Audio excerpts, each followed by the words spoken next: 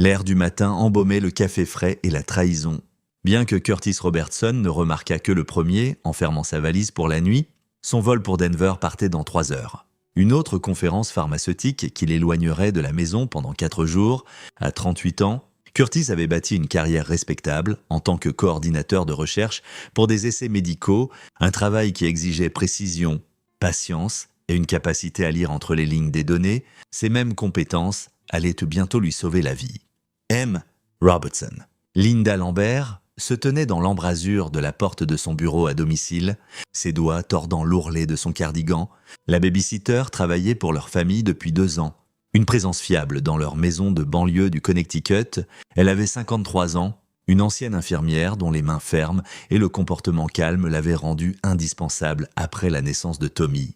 Mais maintenant, ses mains tremblaient. Qu'y a-t-il ? Linda. Curtis jeta un coup d'œil à sa montre. Sa femme, Diana, était encore à l'étage, censée préparer leur fils de 4 ans pour la journée. Linda entra et ferma la porte, sa voix tombant à peine au-dessus d'un murmure. « Monsieur, n'y allez pas, faites semblant d'être parti. Mais revenez dans 2 heures. » Curtis sentit son estomac se nouer. « De quoi parlez-vous ? Hier soir, je suis revenu parce que j'avais oublié mon téléphone ici. J'ai une clé, vous savez, pour les urgences. » Les yeux de Linda étaient rougis, comme si elle n'avait pas dormi. « J'ai entendu Madame Robertson au téléphone dans la cuisine. Elle ne savait pas que j'étais là. Monsieur, ce qu'elle a dit à propos de Tommy, sa voix se brisa. C'était horrifiant. Vous devez rester ici aujourd'hui. » La partie rationnelle de l'esprit de Curtis voulait rejeter cela comme un malentendu. Diana pouvait être froide. Oui, leur mariage s'était éloigné au cours de l'année passée, la chaleur entre eux remplacée par une coexistence polie, mais son fils, Tommy, était la lumière de sa vie. Un garçon brillant et curieux qui posait des questions interminables sur le fonctionnement des choses et sur la raison pour laquelle le ciel changeait de couleur. Qu'a-t-elle dit exactement ? Le visage de Linda pâlit. Je ne peux pas tout répéter. Mais elle a mentionné, aujourd'hui spécifiquement, elle a dit qu'une fois que Curtis serait parti et quelque chose sur le fait d'être enfin libéré d'un fardeau, M. Robertson. Elle ne parlait pas de divorce. La façon dont elle a parlé de Tommy, des larmes coulèrent sur ses joues. J'ai été infirmière pendant 30 ans, je sais à quoi ressemblent les intentions sombres. Curtis activa son entraînement, la même pensée méthodique qu'il utilisait pour évaluer les données cliniques. À qui parlait-elle ? Je ne sais pas. Un homme ? Je pense. Elle l'a appelé bébé et a dit que tout était prêt. Linda attrapa son bras. S'il vous plaît, je pourrais me tromper. Mon Dieu, j'espère que je me trompe. Mais si j'ai raison et que quelque chose arrive à ce petit garçon pendant que vous êtes parti. Curtis prit sa décision en quelques secondes. D'accord, je ferai exactement ce que vous dites. Rentrez chez vous maintenant. Appelez pour dire que vous êtes malade. Ne venez pas aujourd'hui. Si quelqu'un demande, vous ne m'avez pas vu depuis hier ? Linda hocha la tête, le soulagement inondant ses traits. Merci, je suis désolé si je cause des problèmes pour rien. Ce n'est pas le cas, dit Curtis doucement. Merci de me l'avoir dit. 20 minutes plus tard, Curtis porta sa valise jusqu'à sa BMW, démarra le moteur et recula de l'allée en faisant un signe à Diana, qui se tenait à la fenêtre de la cuisine avec Tommy sur la hanche.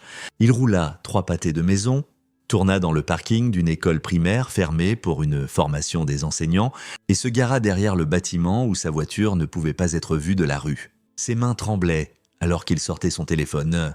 Les 2 heures s'étirèrent devant lui comme une éternité. Il ne pouvait pas juste rester assis là en utilisant le navigateur de son téléphone. Curtis se connecta au système de sécurité de leur maison. Il avait installé des caméras 6 mois plus tôt après une série de cambriolages dans le quartier, une dans la chambre de Tommy, une couvrant la porte d'entrée, une dans le salon. Diana s'était plainte qu'elle la faisait se sentir surveillée. Alors, il avait promis de ne les vérifier que lorsqu'il était en voyage. Maintenant, il était reconnaissant pour chaque pixel. La caméra du salon montrait Diana faisant les 100 pas, son téléphone pressé contre son oreille.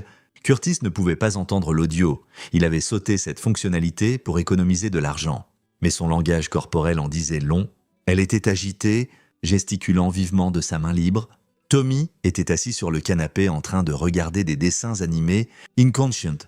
L'esprit de Curtis parcourait les possibilités. Une liaison semblait probable compte tenu de la référence à « bébé », mais libéré du fardeau, qu'est-ce que cela signifiait ? Le divorce la libérerait. À moins que… Son sang se glaça. Curtis était bénéficiaire d'une police d'assurance vie requise par son entreprise, mais 2 ans plus tôt, Diana avait suggéré qu'ils prennent une couverture supplémentaire. « Nous avons un enfant maintenant », avait-elle dit. Et si quelque chose arrivait à l'un de nous? Ils avaient tous deux souscrit des polices substantielles. La police de Curtis sur sa propre vie était de 800 000 $, mais la police sur Tommy, il ouvrit l'application de sa compagnie d'assurance avec des doigts tremblants. La police sur Tommy était de 300 000 $. Souscrite il y a 18 mois, Diana avait géré toute la paperasse. Il avait signé sans lire les détails, faisant confiance à sa femme. Le bénéficiaire était indiqué comme Diana Greer Robertson. Curtis sentit la bile monter dans sa gorge. Non, sûrement pas.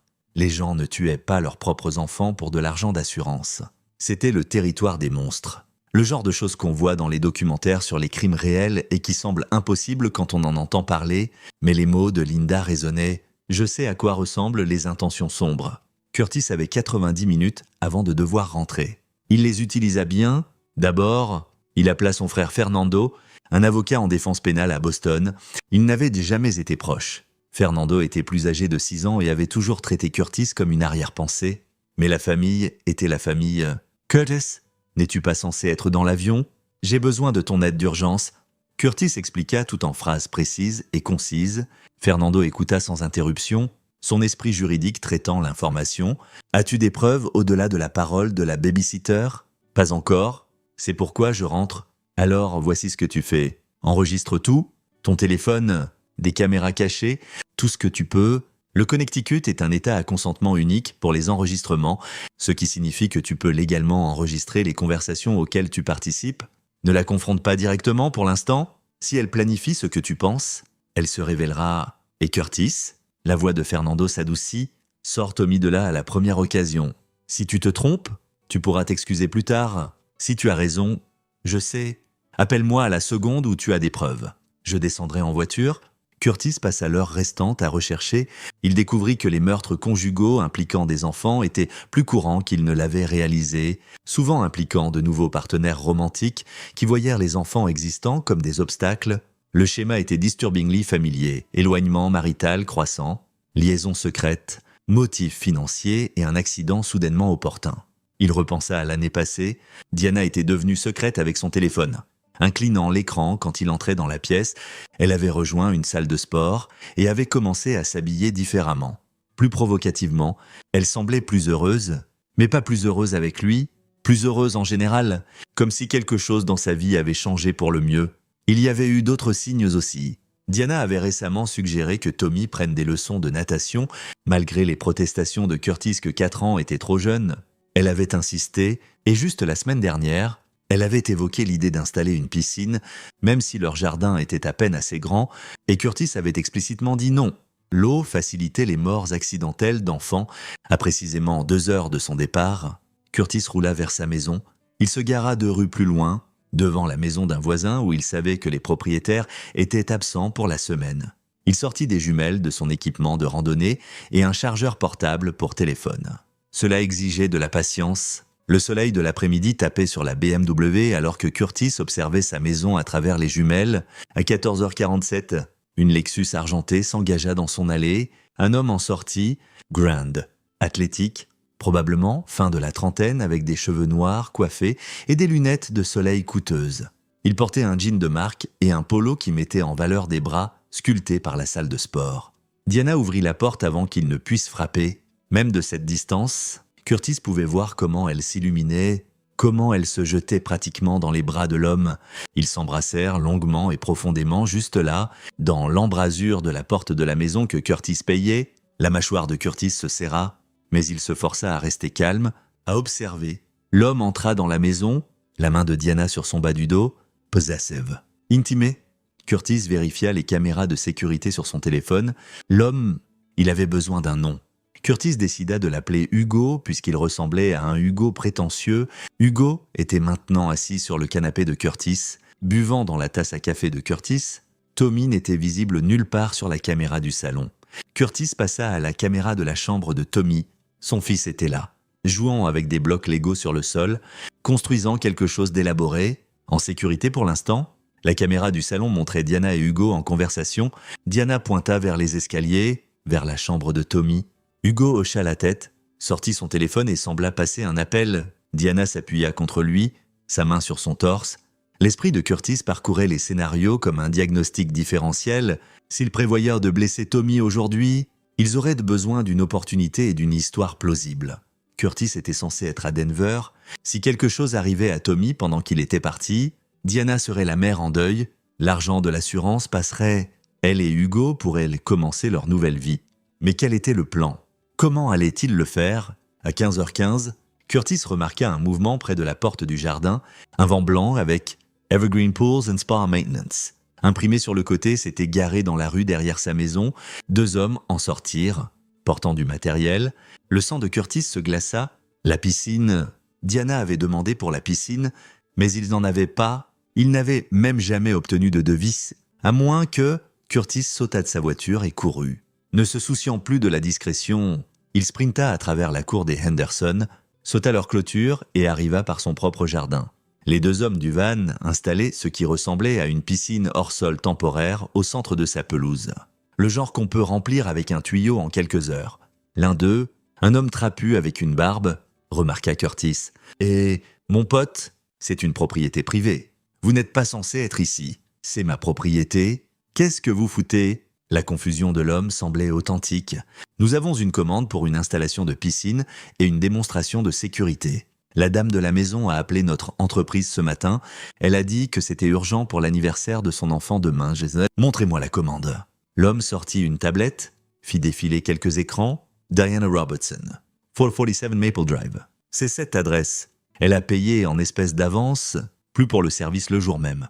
L'esprit de Curtis s'emballa, une installation de piscine et une démonstration de sécurité. Diana allait prétendre que Tommy s'était noyé pendant une leçon de sécurité en piscine. Un tragique accident survenu pendant que Curtis était parti. La piscine temporaire serait démontée ensuite. Aucune preuve permanente. « Écoutez-moi très attentivement, » dit Curtis, sa voix mortellement calme. « Je suis Curtis Robertson. C'est ma maison. Ma femme n'avait pas ma permission pour commander cela. Et vous devez partir maintenant. » L'homme barbu échangea des regards avec son collègue, un jeune homme hispanique qui semblait de plus en plus nerveux. « Monsieur, nous ne voulons pas d'ennui. Nous travaillons juste pour l'entreprise. » La dame semblait normale quand elle a appelé. Je suis sûr qu'elle l'était. « Mais vous partez et vous emportez cette piscine avec vous. Nous ne pouvons pas juste la laisser alors. Envoyez-moi une facture, mais vous n'installez pas ça et vous ne faites aucune démonstration avec mon fils. Comprenez-vous » Le jeune homme rangeait déjà l'équipement. « Tony, allons-y. Ce n'est pas la peine. Il y a quelque chose de bizarre ici. Tony... » L'homme barbu hésita, puis hocha la tête. « D'accord, on y va. Mais notre patron va être furieux pour l'argent qu'on perd. Dites à votre patron de m'appeler. Je lui expliquerai tout. » Curtis lui donna son numéro de portable, puis resta à regarder jusqu'à ce qu'ils aient chargé leur van et soient partis. Ce n'est qu'alors que Curtis se tourna vers sa maison, à travers la porte-fenêtre. Il pouvait voir Diana dans la cuisine. Son dos tourné vers lui, Hugo était assis à la table de la cuisine et Tommy était encore à l'étage dans sa chambre, en sécurité. Curtis sortit son téléphone, lança une application d'enregistrement vocal et entra par la porte arrière. « Curtis !» Diana se tourna, son visage devenant blanc. « Qu'est-ce que tu... » « Je pensais que tu avais un vol. Le vol a été retardé. » Curtis mentit avec fluidité, ses yeux rencontrant ceux de Hugo. L'autre homme s'était levé, sa posture défensive. De près, Curtis pouvait voir que Hugo était plus jeune que lui, peut-être 33 ou 34 ans, avec un look poli qui venait de l'argent. La compagnie aérienne a appelé pour un problème mécanique. « Je ne pars pas avant demain matin, donc je suis à la maison pour la journée. » Il sourit, laissant le sourire atteindre ses yeux. Chanceux. « Hein ? Je passe du temps inattendu avec ma famille. » Hugo s'éclaircit la gorge. « Je devrais probablement y aller. Ne pars pas à cause de moi. » Curtis se dirigea vers le réfrigérateur, sortit une bière, fit mine d'être décontracté. « Diana, tu vas me présenter ton ami ? C'est Hugo Fitzgerald ?» dit Diana, sa voix tendue. « C'est un entrepreneur. J'obtenais des devis pour des travaux sur la maison. » « Vraiment, quel genre de travaux ?» Les yeux de Diana se dirigèrent vers Hugo. « Juste des rénovations générales. La cuisine, peut-être les salles de bain. Intéressant. Et cette consultation de rénovation générale se passe généralement avec vous, 2 seuls dans la maison, avec Tommy à l'étage et moi opportunément hors de la ville. » Curtis prit une longue gorgée de sa bière, les observant par-dessus le bord. « Ou peut-être que la rénovation a quelque chose à voir avec la compagnie de piscine que je viens de renvoyer de notre jardin. » Le visage de Diana passa du blanc au rouge. « Tu nous espionnais ? J'habite ici, Diana. Ce n'est pas de l'espionnage quand c'est ma propre maison. » Curtis posa la bouteille de bière avec un soin délibéré. « Alors, laisse-moi te demander directement, qu'est-ce qui se passe, bordel ?» Hugo fit un pas en avant, toute prétention d'être un entrepreneur disparut. « Écoute, mec, c'est entre toi et ta femme. Tu es chez moi ? Ça en fait mon affaire. » La voix de Curtis était calme, contrôlée, la voix qu'il utilisait pour annoncer de mauvaises nouvelles aux patients d'essais cliniques. « Diana, je vais te le demander une fois de plus. Qu'est-ce que tu planifiais ? Je ne sais pas ce que tu crois savoir. Je sais que tu as appelé quelqu'un hier soir et parlé d'être libéré du fardeau une fois que je serai parti. Je sais que tu as souscrit une police d'assurance vie de 300 000 $ sur notre fils. Je sais que tu as une liaison avec Hugo ici, et je sais que tu viens de payer en espèces une compagnie de piscine pour installer dans notre jardin pour une démonstration de sécurité pendant que Tommy est seul avec toi, ici. » Les mains de Curtis se serrèrent en poing à ses côtés. « Alors, je vais te le demander une dernière fois. Qu'est-ce que tu planifiais de faire à mon fils ?» La cuisine se remplit d'un silence terrible. Diana craqua la première, son visage se froissa, mais pas de culpabilité, de rage. « Tu ne comprends pas ? Tu n'es jamais là. Tu travailles toujours, tu voyages toujours plus préoccupé par tes précieux essais cliniques que par nous. Tommy était censé réparer notre mariage, mais il a juste empiré les choses. Il est épuisant. Curtis, il n'arrête jamais de poser des questions, n'arrête jamais d'avoir besoin de choses. Je ne peux plus respirer dans cette vie. Donc, ta solution était de le tuer. » La voix de Curtis se brisa malgré ses efforts pour rester contrôlée. « Ça aurait été un accident, » murmura Diana. Puis, comme si elle réalisait ce qu'elle venait d'admettre. Ses yeux s'élargirent. « Non, je ne voulais pas dire un accident. N'est-ce pas ? Pendant une démonstration de sécurité en piscine avec moi opportunément à 3200 km de là, Curtis sortit son téléphone, arrêta l'enregistrement et l'envoya immédiatement à Fernando. « Voici ce qui va se passer maintenant. Hugo, tu vas partir et ne jamais revenir. Diana, tu vas faire une valise et sortir de ma maison. Je demande le divorce et j'obtiens une ordonnance restrictive. Et si tu essayes de te battre pour la garde, tu nous as enregistrés ?» La voix de Diana monta en un hurlement. « C'est illégal. » »« Non, Diana, ce ne l'est pas. Le Connecticut est un État à consentement unique. Je peux enregistrer n'importe quelle conversation à laquelle je participe. » Curtis se dirigea vers les escaliers. « Je vais chercher Tommy. Quand je redescends, je veux que tu sois parti. » Hugo trouva enfin sa voix. « Diana, nous devrions nous taire. » Diana se tourna vers lui. « C'est ta faute ? Tu as dit que ce serait facile, que personne ne le questionnerait, que nous serions ensemble. Je n'ai jamais dit de tuer l'enfant. Jésus, Diana, je pensais que tu allais, je ne sais pas, l'envoyer en internat ou quelque chose. » Curtis se figea en haut des escaliers. « Attends, tu savais qu'elle planifiait quelque chose ?» Hugo passa une main dans ses cheveux parfaits. « Écoute, elle a dit qu'elle voulait sortir du mariage, qu'elle avait besoin d'argent pour recommencer. J'ai suggéré qu'elle pourrait. » Il s'arrêta, semblant réaliser qu'il s'incriminait. « Tu as suggéré qu'elle pourrait encaisser la police d'assurance vie de son fils ?» La voix de Curtis était mortellement calme. « Ça fait de toi un complice. »« Je ne l'ai pas fait. Nous n'avons jamais... » Hugo regarda Diana. « Nous disons que nous n'avons jamais vraiment planifié de blesser l'enfant. » Mais le visage de Diana s'était transformé en quelque chose que Curtis ne reconnaissait pas. Disparu était toute prétention de la femme qu'il avait épousée. À sa place se tenait quelqu'un capable d'un mal indicible. « Tu l'as ramené ?» siffla-t-elle. « Tu as tout ruiné. As-tu une idée de combien de temps j'ai planifié ça ? Combien j'ai tout mis en place avec soin ? » Planifié quoi, exactement ? Curtis avait besoin qu'elle le dise, avait besoin de l'aveu enregistré. Il relança l'application d'enregistrement de son téléphone, la tenant fermement. Tommy était censé se noyer aujourd'hui, pendant la leçon de piscine. Un tragique accident. Les instructeurs témoigneraient qu'ils avaient essayé de le sauver. Mais parfois ces choses arrivent. Les enfants sont imprévisibles près de l'eau. Tout le monde aurait été compatissant. Tu aurais pleuré, mais éventuellement, tu aurais continué. J'aurais l'argent de l'assurance et je pourrais enfin vivre la vie que je mérite avec Hugo. Le sourire de Diana était glaçant. Mais tu es revenu. Tu as toujours à tout ruiner. Curtis sentit de la glace dans ses veines. Tu parles de meurtre de notre fils comme si c'était une transaction commerciale. C'est ton fils ? Cracha Diana. Je ne l'ai jamais voulu. Mais tu as insisté pour qu'un enfant complète notre famille. Eh bien, félicitations, Curtis. Tu as ta petite famille parfaite ? J'espère que tu es heureux. Curtis n'attendit pas d'en entendre plus. Il courut dans la chambre de Tommy, ramassa son fils confus et se dirigea vers la porte. « Papa, où allons-nous ?»« À l'aventure, mon pote. On va voir oncle Fernando. » Derrière lui, il entendit Diana hurler, entendit quelque chose se briser. Hugo criait aussi. Curtis s'en fichait. Il attacha Tommy dans son siège auto, démarra le moteur et appela le 911 en conduisant. « 911. Quelle est votre urgence ? Je m'appelle Curtis Robertson. Ma femme vient d'avouer qu'elle planifiait de tuer notre fils de 4 ans pour l'argent de l'assurance. J'ai un enregistrement de sa confession. J'ai besoin que la police soit envoyée chez moi immédiatement. Et j'ai besoin de savoir comment demander une garde d'urgence. » Alors que Curtis roulait vers le poste de police, Tommy fredonnant à l'arrière, inconscient de combien il avait frôlé la mort, Curtis réalisa quelque chose, sa nature méthodique et prudente, les mêmes traits qui faisaient que Diana le qualifiait d'ennuyeux, venèrent de sauver la vie de son fils. Mais ce n'était que le début. Diana allait se faire représenter par un avocat, Hugo essaierait de se distancier, et Curtis aurait besoin de prouver devant le tribunal qu'il était le parent apte et que sa femme était un monstre. Le jeu avait changé, et Curtis Robertson avait bien l'intention de gagner. Le poste de police sentait le café brûlé et le désespoir.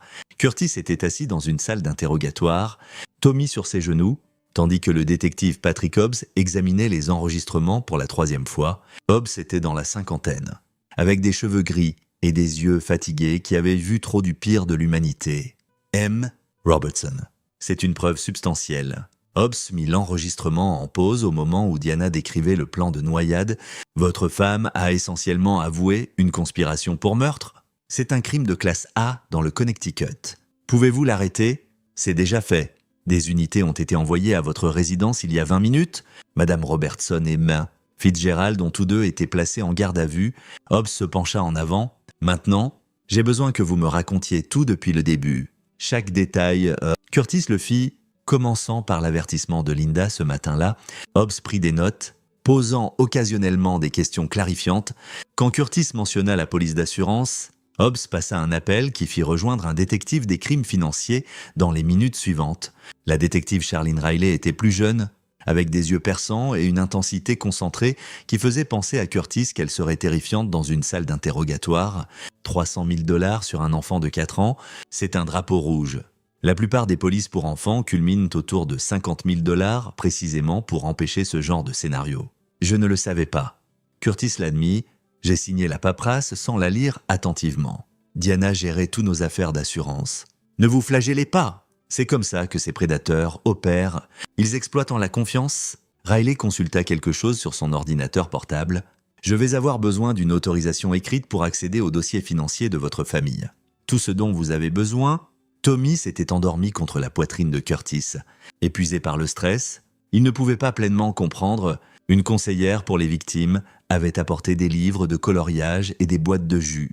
Mais Tommy n'avait voulu que rester près de son père, M. Robertson. Nous allons devoir placer Tommy en garde protectrice jusqu'à l'audience initiale, dit Hobbs doucement. Procédure standard dans les cas impliquant « Non !» La voix de Curtis était ferme. « Il reste avec moi, monsieur. Je comprends. Mais détective Hobbs, mon fils a failli mourir aujourd'hui. Sa mère a planifié de le noyer dans notre jardin. La seule raison pour laquelle il est en vie est que je suis rentré tôt. Je ne le laisse pas hors de ma vue et je ne le mets certainement pas avec des inconnus. » Curtis rencontra les yeux du détective. « Je dormirai ici au poste si je dois. Mais il reste avec moi. » Hobbs échangea des regards avec Riley, qui hocha la tête. « Je peux m'arranger avec ça. Nous organiserons une évaluation des services familiaux demain. Mais pour ce soir, le garçon reste avec son père. Nous vous installerons dans une de nos salles sécurisées. » Curtis sentit une partie de la tension quitter ses épaules. « Merci. Ne me remerciez pas encore. Ça va devenir plus moche avant de s'améliorer. » Hobbs sortit un autre formulaire. « Votre femme sera mise en accusation demain matin. Vu la gravité des charges et les preuves, nous demandons qu'il n'y ait pas de caution. Mais son avocat arguera qu'elle n'est pas un risque de fuite. Que tout cela est un malentendu? Ce n'est pas un malentendu. Vous avez entendu l'enregistrement? Je sais, mais les avocats sont bons pour créer un doute raisonnable. Ils diront que vous avez mal interprété, que votre femme avait une crise émotionnelle, que Hugo Fitzgerald l'a manipulée. » Hobbs tapa son stylo contre la table. C'est là que les choses se compliquent. Hugo a déjà demandé un avocat et ne parle pas. Votre femme, en revanche, a été très bavarde. Qu'est-ce qu'elle dit? Qu'il s'agit de vous qui avez une liaison? Que vous avez été abusif? qu'elle avait peur de vous et que Hugo l'aidait à planifier de partir en sécurité. Hobbs leva une main avant que Curtis puisse protester. « Je ne la crois pas. Les preuves contredisent chaque mot, mais elle établit un récit et ce sera votre parole contre la sienne dans certains aspects. » Curtis sentit un frisson. Diana était intelligente. Elle avait toujours été intelligente et maintenant elle luttait pour sa liberté. Et la compagnie de piscine, ils ont été témoins d'une partie de ça. Déjà retrouvé, Evergreen Pools and Spa Maintenance. Le propriétaire, un homme nommé Milton Goodrich, est très intéressé à coopérer, dit que votre femme a payé 4 000 $ en espèces pour une installation d'urgence le jour même et une leçon de natation privée pour votre fils. Hobbs feuilleta ses notes. Les 2 travailleurs que vous avez rencontrés, Tony, c'est Arthur Floyd, et son partenaire Eric Hadge, ont tous 2 donné des déclarations confirmant tout ce que vous avez dit. Ils sont prêts à témoigner. C'est bien? Non? C'est excellent. Ça corrobore votre chronologie et montre une préméditation de la part de votre femme. Elle n'a pas juste parlé de ça, elle a pris des mesures concrètes pour le faire arriver. Riley leva les yeux de son ordinateur portable et j'ai plus de bonnes nouvelles. Vos dossiers de la compagnie d'assurance montrent que votre femme les a contactés 6 fois au cours du mois passé, demandant sur la procédure de paiement en cas de décès d'un enfant. Curtis se sentit malade. 6 fois, elle s'assurait de savoir exactement comment réclamer l'argent. L'expression de Riley était sombre. M. Robertson. Votre femme n'a pas craqué aujourd'hui. Ça a été planifié pendant des semaines, peut-être des mois. La porte s'ouvrit et Fernando entra, encore en costume de la cour. Curtis n'avait jamais été aussi soulagé de voir son frère. Fernando observa la scène, Curtis tenant Tommy. Les détectives, l'équipement d'enregistrement, et quelque chose changea dans son expression. « Curtis, Dieu merci, vous êtes tous les 2 en sécurité. » Fernando se tourna vers les détectives. « Je suis Fernando Michael, l'avocat de M. Robertson.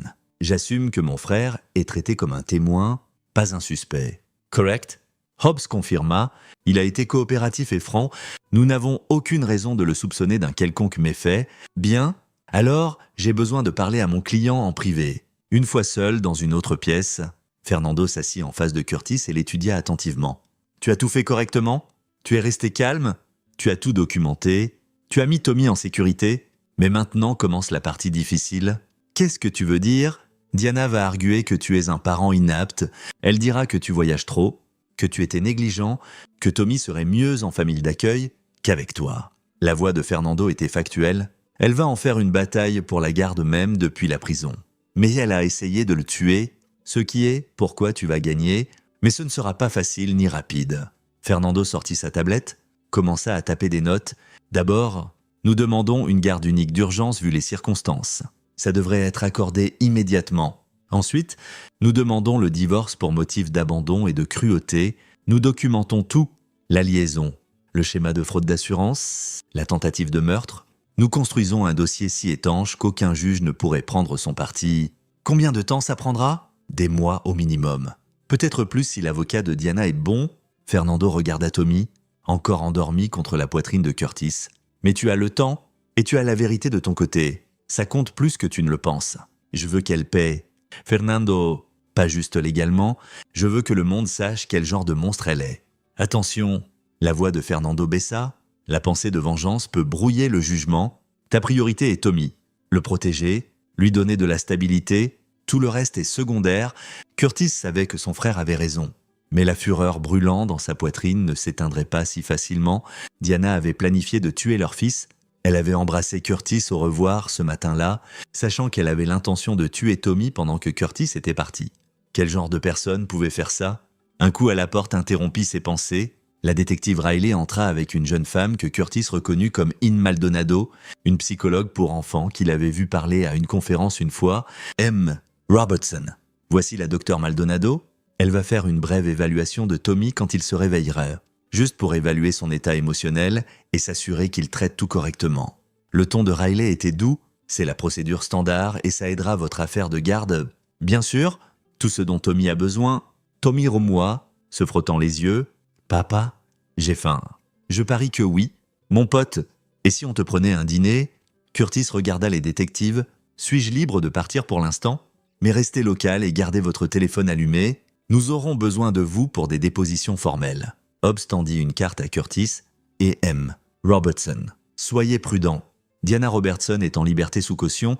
Son père l'a postée il y a 1 heure. Curtis sentit son estomac chuter. Quoi? Vous avez dit que vous demandiez qu'elle soit retenue? Nous l'avons fait. Le juge n'était pas d'accord. Elle est en assignation à résidence avec un bracelet électronique et il y a une ordonnance restrictive la tenant à 450 km de vous et de Tommy. Mais je voulais que vous soyez au courant. L'expression de Hobbs était apologétique. Son père est Harold Hayes, le juge Harold Hayes, retraité de la Cour supérieure du Connecticut. Bien sûr qu'il l'est. Fernando marmonna. Curtis, tu n'as jamais mentionné que Diana venait d'argent et de connexion. Je ne pensais pas que ça importait. Ça importe toujours? Fernando se lève. D'accord. Nouveau plan. Toi et Tommy restez avec moi à Boston jusqu'à ce que ça se calme. Mon bâtiment a de la sécurité et je ne vous laisse pas vulnérable à ce que Diana pourrait essayer ensuite. Curtis voulait arguer, dire qu'il pouvait gérer ça lui-même, mais en regardant le visage confus de Tommy, il savait que Fernando avait raison. D'accord, laisse-moi juste prendre quelques affaires de la maison, pas question. Nous enverrons quelqu'un pour faire vos valises. Tu ne t'approches pas de cette maison jusqu'à ce que Diana soit en sécurité derrière les barreaux pour de bon? Fernando était déjà au téléphone, appelant des gens, organisant. Je te trouve une protection, des policiers hors service, des gens en qui j'ai confiance. Est-ce vraiment nécessaire? Ta femme a essayé de tuer ton enfant? Oui, c'est nécessaire. La voix de Fernando était tranchante. Écoute-moi. Curtis, cette femme est désespérée maintenant. Les gens désespérés font des choses désespérées. Tant qu'elle n'est pas condamnée et sentencée, toi et Tommy êtes en danger. Alors qu'il quittait le poste de police, Curtis portant Tommy et entouré de 2 grands policiers hors service que Fernando avait engagés, Curtis réalisa que toute sa vie avait changé en l'espace d'une seule journée. Ce matin, il avait été un homme marié heureux, ou du moins le croyait-il, sur le point de partir en voyage d'affaires. Maintenant, il était un père célibataire. Sa femme faisait face à des accusations de conspiration pour meurtre et son fils avait failli être tué. Mais Tommy était en vie. C'était ce qui comptait. Pourtant, alors que Curtis bouclait Tommy dans une voiture de location, Fernando avait insisté pour qu'il n'utilise pas la propre véhicule de Curtis au cas où Diana essaierait quelque chose. Curtis ne pouvait pas se débarrasser du sentiment que ce n'était pas terminé. Diana avait toujours été méticuleuse, toujours à penser 3 pas en avant. Elle avait planifié la mort de Tommy pendant des semaines ou des mois. Eh bien, elle avait dit qu'elle avait planifié, et plus important, pourquoi? La liaison avec Hugo expliquait une partie. Mais pas tout. Diana venait d'argent. Son père était un juge. Sa famille bien connectée. Elle n'avait pas besoin de 300 000 $. Alors, pourquoi risquer tout pour un paiement d'assurance sur un enfant? Alors que Fernando les conduisait vers le nord, en direction de Boston, Curtis fixait par la fenêtre dans le soir tombant et réalisait qu'il ne connaissait pas vraiment sa femme du tout. Et ça le terrifiait plus que tout. La maison sécurisée que Fernando avait arrangée s'avéra être son propre appartement penthouse dans le Back Bay de Boston. Un espace élégant et moderne avec des fenêtres du sol au plafond et assez de sécurité pour rendre Fort Knox jaloux. Curtis se tenait dans la chambre d'invité, regardant Tommy dormir dans le pyjama emprunté que l'assistant de Fernando avait acheté, et essaya de traiter tout ce qui s'était passé. Il était presque minuit. En 14 heures, sa vie était devenue méconnaissable. « Tu devrais manger quelque chose ?» Fernando apparut dans l'embrasure avec une assiette de sandwich. « Quand as-tu mangé pour la dernière fois ?» Curtis ne se rappelait pas. « Je n'ai pas faim. Mange quand même. Tu ne seras d'aucune utilité à Tommy si tu t'effondres. » Fernando posa l'assiette sur la commode. « J'ai passé des appels. » L'avocat de Diana est Randall Cleney, un type corporatif. Pas de défense pénale. Son père a dû tirer des ficelles parce que Cleney ne prend pas habituellement ces cas. Est-ce bon ou mauvais pour nous? Bon. Cleney est hors de son élément avec une accusation de conspiration pour meurtre. Il fera des erreurs. Fernando s'assit dans le fauteuil près de la fenêtre, mais nous devons parler d'autre chose. J'ai obtenu les finances de Diana légalement par les canaux appropriés avec la permission du tribunal. Curtis, ta femme a détourné de l'argent de vos comptes joints pendant les 8 derniers mois. Curtis se tourna vivement. Quoi? De petites sommes en dessous de 500 $ à la fois pour que tu ne remarques pas? Mais ça s'additionne. Elle a transféré près de 43 000 $ dans un compte privé auquel tu n'as pas accès. Fernando afficha des relevés bancaires sur sa tablette. Le compte est à son nom de jeune fille, Diana Hayes, dans une banque aux îles Caïmans. Elle planifiait de fuir avec Hugo. C'est ma lecture. L'assurance vie sur Tommy était juste le paiement pour financer leur nouvelle vie. Mais il y a plus. Fernando passa à un autre document. Hugo Fitzgerald n'est pas qui il dit être. Son vrai nom est Hugo Fitzgerald. Pas de G majuscule. Et il a un casier, fraude, détournement, vol d'identité. Il a purgé 3 ans dans une prison du New Jersey et est sorti il y a 18 mois. Curtis sentit le froid se répandre dans sa poitrine. Diana était impliquée avec un criminel condamné qui la voyait probablement comme une cible facile. Femme riche, mariage malheureux, accès à l'argent et aux polices d'assurance. Fernando rencontra les yeux de son frère. « Curtis, je pense que Hugo a manipulé Diana pour ça. Pas qu'elle soit innocente. Elle a clairement fait ses propres choix. Mais Hugo a un schéma, c'est son mode opératoire. Il trouve des femmes vulnérables, les convainc de commettre de la fraude ou du vol. Puis disparaît avec l'argent. Donc, qu'est-ce que ça signifie pour l'affaire? Ça signifie que Hugo pourrait retourner contre Diana pour réduire sa sentence. Il prétendra qu'elle était le cerveau et qu'il était juste le petit ami stupide qui ne savait pas ce qu'elle planifiait. Fernando posa sa tablette. Ce qui est pourquoi nous devons agir en premier. Je rencontre le juge Hayes demain à 14h. Tu ne viens pas. Tu dois rester ici avec Tommy et commencer à reconstruire ta vie. Et mon travail, j'étais censé être à une conférence. Déjà géré, j'ai appelé ton superviseur, expliqué que tu avais une urgence familiale. Ils t'ont donné 2 semaines de congé avec salaire complet. Fernando s'adoucit légèrement. Curtis, tu dois laisser les gens t'aider. Ce n'est pas quelque chose que tu peux gérer seul. Curtis voulait arguer, mais Fernando avait raison. Il était hors de sa profondeur, droit pénal, bataille pour la garde, fraude financière, ce n'était pas ses domaines. Il était coordinateur de recherche, compétent pour lire des données médicales et gérer des essais cliniques. C'était le monde de Fernando. D'accord. Qu'est-ce que je fais? Tu t'occupes de Tommy? Tu documentes tout? Chaque conversation avec Diana, chaque apparition au tribunal, chaque interaction. Tu construis une chronologie et gardes des dossiers méticuleux. C'est ce en quoi tu es bon. Fernando serra l'épaule de Curtis. « Et tu me fais confiance pour gérer le côté légal ?» Marché conclu. Marché conclu. Après que Fernando soit parti, Curtis s'assit près du lit de Tommy et le regarda dormir. Le visage de Tommy était paisible, innocent. Il n'avait aucune idée de combien il avait frôlé la mort, aucun concept que sa mère voulait qu'il disparaisse. Comment expliquait-on quelque chose comme ça à un enfant de 4 ans? Curtis sortit son téléphone et composa un email à Linda Lambert. « Linda, je ne pourrai jamais vous remercier assez pour ce que vous avez fait aujourd'hui. Vous avez sauvé la vie de mon fils? Je suis à Boston pour les prochains jours. Mais quand ça se calmera, j'aimerais parler de vous continuer à travailler pour nous. Tommy vous adore et je vous fais entièrement confiance. Vous êtes plus famille qu'employé? S'il vous plaît, faites-moi savoir si vous êtes à l'aise pour rester. Curtis ?» Il envoya, puis ouvrit un nouveau document sur son téléphone et commença à taper tout ce dont il se souvenait de l'année passée. Chaque moment suspect, chaque drapeau rouge qu'il avait ignoré, chaque fois que Diana avait été froide ou distante ou étrangement intéressée par les polices d'assurance, le document s'allongea alors que les souvenirs remontaient. Curtis réalisa qu'il y avait eu des dizaines de signes d'avertissement. Il avait juste été trop confiant, trop concentré sur le travail, trop prêt à croire le meilleur de sa femme. Ça n'arriverait plus jamais. À 2h du matin, incapable de dormir, Curtis se connecta une fois de plus au système de sécurité de la maison. Les caméras étaient encore actives. La police ne les avait pas fermées. Il regarda le salon vide, la cuisine où Diana avait avoué planifier un meurtre, le jardin où Tommy était censé se noyer. Un mouvement attira son œil sur la caméra de la porte d'entrée. Diana! Elle se tenait sur le porche, son bracelet électronique visible au-dessus de son pied nu. Elle fixait directement la caméra, son visage illuminé par la lumière du porche. Pendant un long moment, elle resta juste là, puis elle sourit. C'était la chose la plus glaçante que Curtis ait jamais vue. Pas en colère ou désespérée, mais calme, presque amusée, comme si elle savait quelque chose que Curtis ignorait. Diana leva la main, agita ses doigts en un petit salut directement à la caméra, puis se tourna et rentra à l'intérieur. Curtis sentit de la glace dans ses veines. Elle savait qu'il regardait. Elle voulait qu'il la voie là, voulait qu'il sache qu'elle n'avait pas peur. Le message était clair, ce n'est pas terminé. Curtis transféra la vidéo de sécurité à Fernando et au détective Hobbs avec un message d'une ligne. Diana était à la maison ce soir. Violant l'ordonnance restrictive, la réponse de Hobbs arriva 5 minutes plus tard. On s'en occupe, nous la ramasserons dès le matin.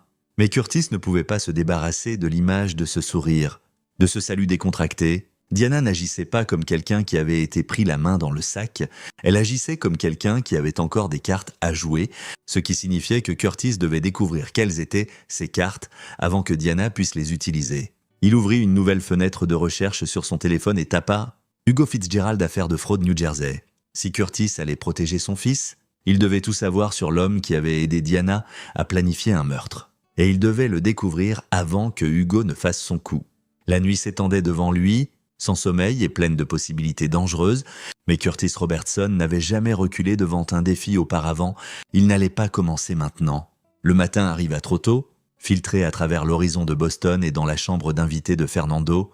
Tommy se réveilla le premier, confus par l'environnement inconnu, mais rapidement distrait quand Curtis suggéra qu'ils fassent des pancakes ensemble, alors qu'ils travaillaient côte à côte dans la cuisine design de Fernando. Tommy sur un tabouret, versant soigneusement la pâte, Curtis essaya de maintenir une semblance de normalité. « Papa, quand rentrons-nous à la maison ?» Tommy demanda, des pépites de chocolat en équilibre dans sa petite paume. « Pas avant un petit moment. Mon pote, nous restons avec oncle Fernando pour l'instant. Maman vient aussi. » La poitrine de Curtis se serra. Combien devrait-il dire à un enfant de 4 ans? La docteure Maldonado avait conseillé l'honnêteté appropriée à son âge, mais comment expliquait-on une tentative de meurtre à quelqu'un qui croyait encore au fait des dents?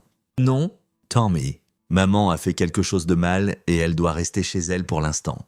Elle a eu un temps mort, quelque chose comme ça. Tommy sembla satisfait de cette réponse et reporta son attention sur les pancakes. L'innocence de l'enfance était une bénédiction que Curtis protégerait à tout prix.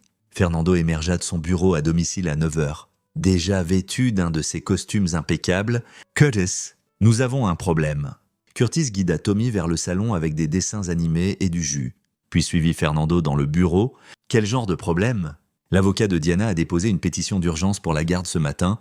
Elle prétend que tu as kidnappé Tommy et que tu le gardes éloigné de sa mère. L'audience est à 15 heures aujourd'hui. » L'expression de Fernando était sombre. Elle a violé l'ordonnance restrictive hier soir, mais d'une façon ou d'une autre, Clun la tourne comme Diana étant émotionnellement bouleversée et pas dans son bon sens. Il argue pour des visites supervisées après qu'elle ait essayé de le tuer. Clun argue qu'il n'y a pas de preuve de ça. Il dit que l'enregistrement est ambigu, que Diana avait une crise émotionnelle et a dit des choses qu'elle ne pensait pas, que tout ça est toi qui surréagis à la découverte de sa liaison et essaie de la punir en prenant Tommy. Curtis sentit la rage monter dans sa poitrine. « C'est insensé. Tu as entendu l'enregistrement ?» Elle a décrit le plan en détail. « Je sais, mais Clenay est bon dans ce qu'il fait.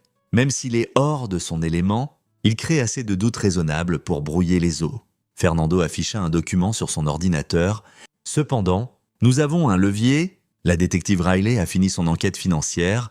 Diana n'a pas juste volé 43 000 $ de vos comptes joints.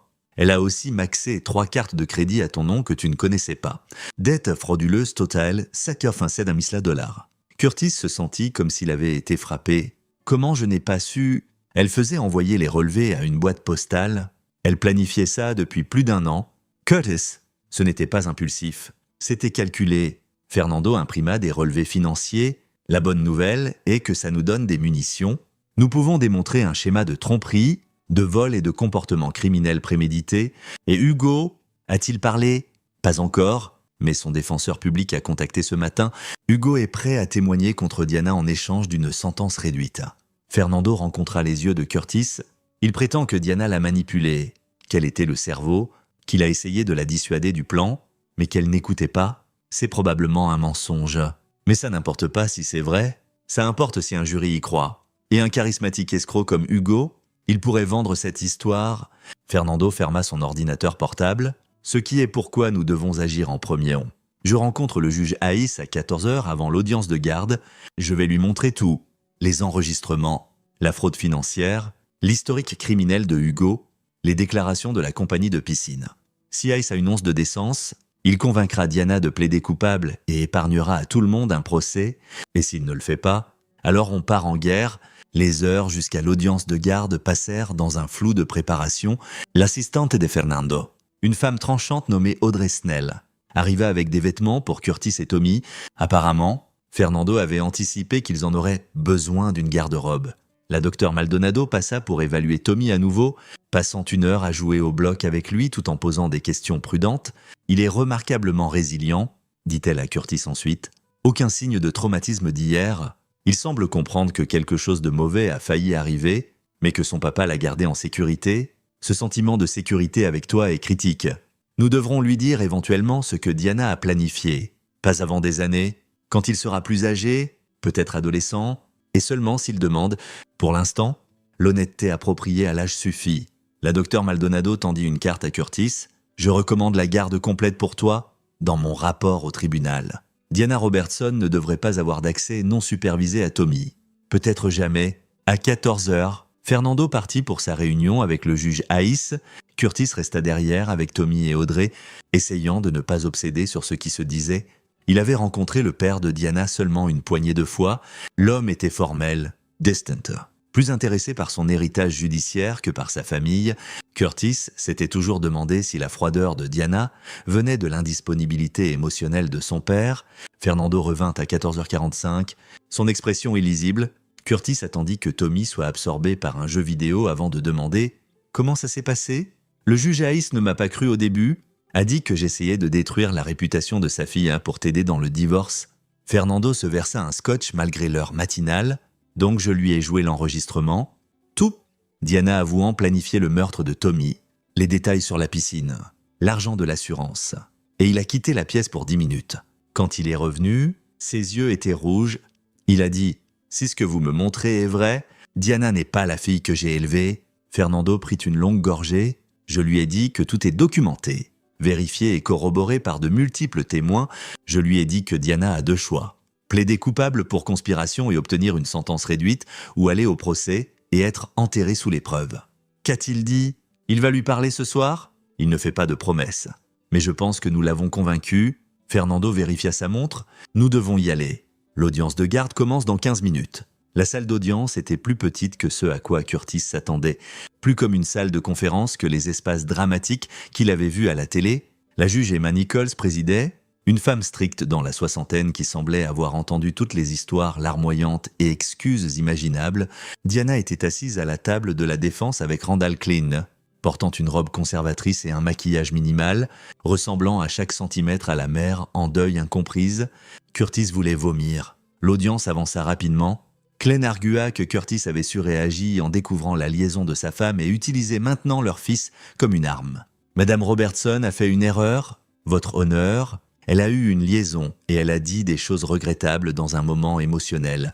Mais la peindre comme une meurtrière potentielle basée sur une conversation sortie de contexte est une distorsion grotesque de la réalité. Fernando se lève, sa voix calme et mesurée. Votre honneur, j'aimerais jouer un enregistrement pour le tribunal. Objection, dit Klein immédiatement. L'enregistrement est de légalité discutable.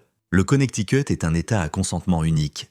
Votre honneur, M. Robertson était présent pendant la conversation et avait tout droit légal de l'enregistrer.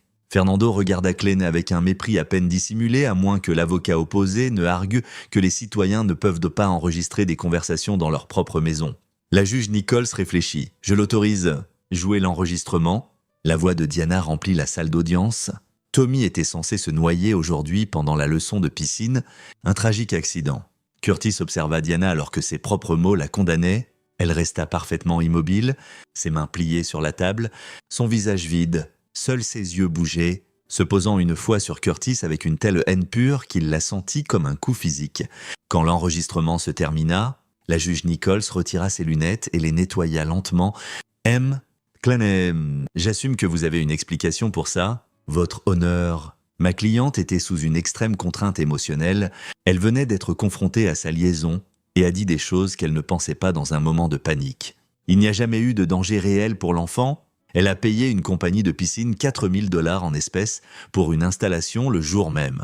Fernando interrompit. Elle a contacté la compagnie d'assurance 6 fois au cours du mois passé, demandant sur les procédures de paiement pour la mort d'un enfant. Elle a volé près de 90 000 $ de comptes joints et de cartes de crédit. Ce n'était pas un lapsus momentané, c'était une tentative de meurtre prémédité. La juge Nichols regarda Diana. « Madame Robertson, avez-vous quelque chose à dire ?» Diana se leva gracieusement. Quand elle parla, sa voix était douce, tremblant légèrement. « Votre honneur, j'aime mon fils. Je ne lui ferai jamais de mal. Oui, j'ai eu une liaison. Et oui, j'ai dit des choses terribles quand Curtis m'a confronté. J'étais en panique, essayant de dire ce qui le ferait croire que j'étais désolé. Mais je n'aurais jamais blessé mon bébé et l'assurance vie de Curtis. L'obsession de Hugo, pas la mienne. Je ne connaissais même pas la clause de double indemnité jusqu'à ce que la police me le dise. D'ici la fin de Klein, la moitié du jury semblait compatissante. Curtis se sentit malade. Fernando appela Curtis à la barre pour réfutation. Curtis parcourut sa version des événements avec soin, méthodiquement, comme il présenterait des données cliniques. M. Robertson, demanda Fernando, dans l'année, avant ces événements, combien de temps avez-vous passé en voyage? J'étais parti environ 4 jours par mois, environ 48 jours au total cette année-là, et quand j'étais à la maison, j'étais pleinement présent. J'emmenais Tommy au parc, lui lisais des histoires au coucher, donnais une pause à Diana pour qu'elle puisse sortir avec des amis ou avoir du temps pour elle. Curtis regarda le jury. Étais-je parfait? Non. Mais j'essayais, et je n'ai jamais, pas une fois, donné à Diana une raison de croire que je ne la soutiendrais pas si elle avait besoin d'aide. Votre femme vous a-t-elle jamais dit qu'elle luttait? Pas directement. Si elle l'avait fait, j'aurais ajusté mon emploi du temps, embauché plus d'aide, fait ce qui était nécessaire. La voix de Curtis était ferme. Mais elle n'a jamais demandé. Elle a juste commencé une liaison et planifié de me tuer. La contre-interrogation de Cléneux fut brutale. Il souligna que Curtis ne pouvait pas prouver à quel point il avait été présent, que la perception et la réalité diffèrent souvent, que peut-être Curtis n'avait pas remarqué la souffrance de sa femme parce qu'il était trop absorbé par son travail, mais Curtis avait un avantage. Il avait les enregistrements. Fernando les joua à nouveau pour le jury. La voix de Diana, claire et froide, décrivant le plan de noyade de Tommy, décrivant l'argent de l'assurance. Il n'y avait pas de dissociation dans cette voix, pas de crise mentale. Il y avait seulement du calcul. Madame Robertson, dit Fernando dans son plaidoyer final, veut que vous croyiez qu'elle est une victime, que Hugo Fitzgerald l'a manipulée, que la dépression postpartum l'a fait dire des choses qu'elle ne pensait pas, que l'absence de son mari l'a conduite à la folie. Mais mesdames et messieurs, les preuves racontent une histoire différente. Diana Robertson a engagé un détective privé pour rechercher les finances de son mari. Elle a augmenté sa police d'assurance vie sans qu'il le sache.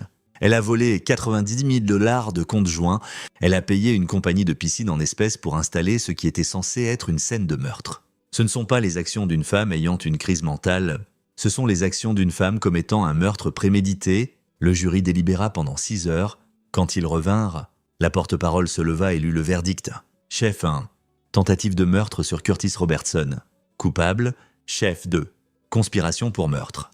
Coupable. Chef 3. Fraude à l'assurance. Coupable.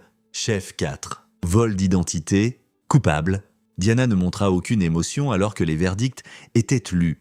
Elle fixa simplement Curtis à travers la salle d'audience, son expression vide. Lors de la sentence 2 semaines plus tard, la juge Nichols regarda Diana avec quelque chose comme de la pitié. « Madame Robertson, vous aviez tous les avantages dans la vie, des parents aimants, une éducation, un enfant qui méritait mieux que ce que vous aviez planifié pour lui.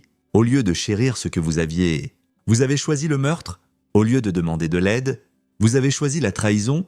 Ce tribunal vous condamne à 35 ans dans une prison d'État sans possibilité de libération conditionnelle. » Diana craqua enfin. Elle hurla, se jetant vers Curtis avant que les huissiers ne la retiennent. « C'est ta faute? Tu as fait ça? Tu m'as tout pris? »« Non !»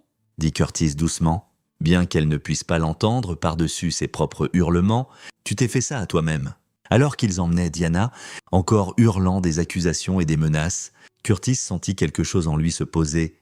Ce n'était pas tout à fait la paix. Il n'oublierait jamais ce que sa femme avait planifié, mais c'était la justice. Tommy grandirait en sachant que son père l'avait protégé, l'avait choisi par-dessus tout le reste. Et Diana passerait les 3 prochaines décennies derrière les barreaux à penser au monstre qu'elle était devenue. Curtis sortit du palais de justice dans la lumière hivernale.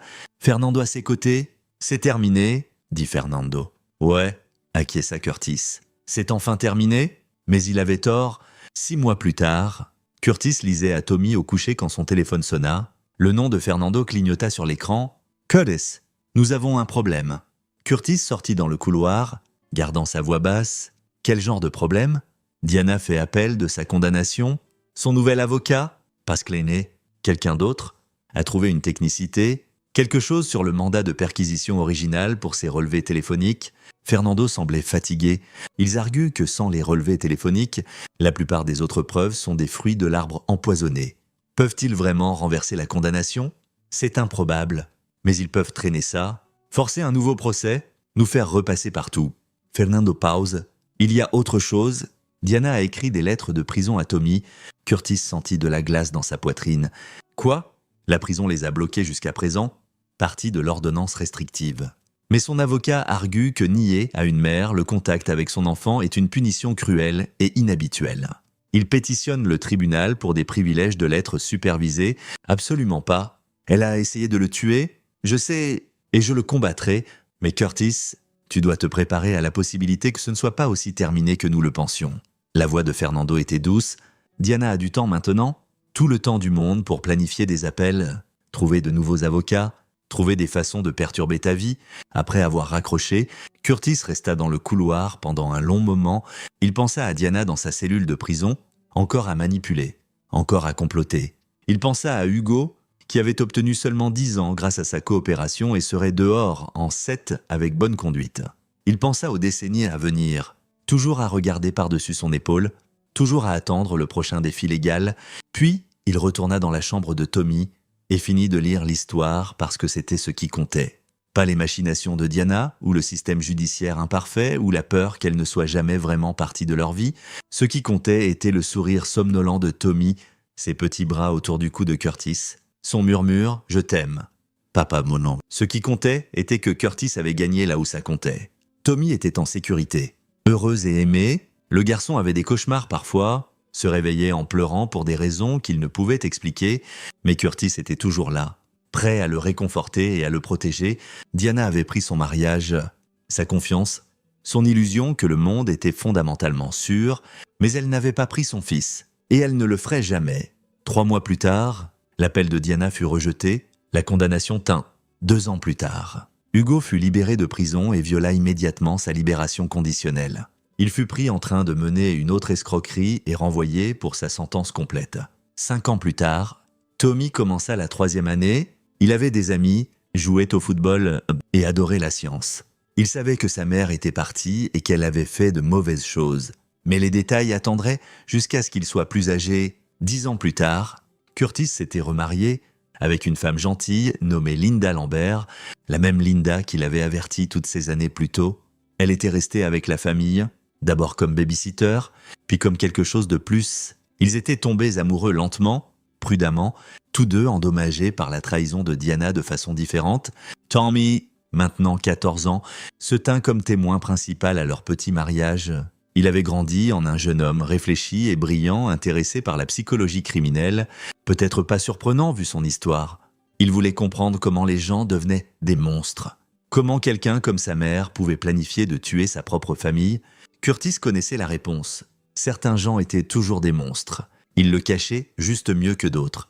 Diana resta en prison, ses appels épuisés. Curtis l'avait visitée une fois quand Tommy avait 12 ans et posait des questions sur pourquoi sa mère avait fait ce qu'elle avait fait. Curtis avait eu besoin de la voir pour comprendre s'il y avait eu une vraie personne sous le monstre. Elle semblait vieille, usée par la vie en prison. Mais quand elle avait vu Curtis à travers le plexiglas, ses yeux s'étaient illuminés de la même calcul qu'il se rappelait. « Tu as gagné », avait-elle dit simplement. « Je t'ai sous-estimé. Tu as sous-estimé combien j'aimais mon fils ?» L'amour, Diana avait ri amèrement. L'amour est juste un autre genre de faiblesse. « Curtis, ça te rend prévisible ? Contrôlable ? Non !» Diane, l'amour est ce qui nous a sauvés. Tu n'as jamais compris ça? Alors que Curtis s'était éloigné, il l'avait entendu hurler une dernière chose. Il le découvrira éventuellement. Tommy apprendra ce que tu m'as fait. Mais Curtis n'avait pas peur parce qu'il n'avait rien fait sauf protéger son enfant. La vérité était de son côté, documentée dans les dossiers judiciaires et les casiers de preuves. La vérité était qu'un père avait aimé son fils assez pour lutter pour lui. Et à la fin, l'amour avait gagné. Curtis s'assit sur son porche 15 ans après ce terrible jour où Linda l'avait averti, regardant Tommy, maintenant 19 ans, est rentré de l'université, lançait un ballon de football avec sa jeune demi-sœur, Emma. La vie avait continué, les cicatrices restaient, mais elles avaient guéri. Diana avait 20 ans restant sur sa sentence. Au moment où elle sortirait, Tommy serait dans la trentaine, Curtis dans la cinquantaine. Peut-être serait-elle réformée, peut-être serait-elle encore le monstre. Ça n'importait plus parce que Curtis avait construit quelque chose que Diana ne pourrait jamais lui prendre. Une famille basée non sur des mensonges et de la manipulation, mais sur la confiance, l'honnêteté et un amour authentique. Alors que le soleil se couchait et que Linda appelait tout le monde pour le dîner, Curtis pensa à l'homme qu'il avait été ce matin-là 15 ans plus tôt, confiant, naïf. Inconscient du danger dans sa propre maison, il avait évolué en quelqu'un de plus fort, plus sage, plus prudent, quelqu'un qui faisait confiance à ses instincts et protégeait ce qui comptait le plus. Diana avait essayé de le détruire. Au lieu de ça, elle l'avait rendu meilleur, et ça, pensa Curtis en entrant vers sa famille, était la plus douce revanche de toutes. Vivre bien, vivre honnêtement, vivre avec amour. Diana avait perdu tout en poursuite de l'argent et de la liberté. Curtis avait failli tout perdre, mais il avait lutté et gagné. L'histoire aurait pu se terminer en tragédie. Au lieu de ça, elle se termina avec un père et un fils en sécurité, un monstre derrière les barreaux, et la justice servie, pas une fin parfaite.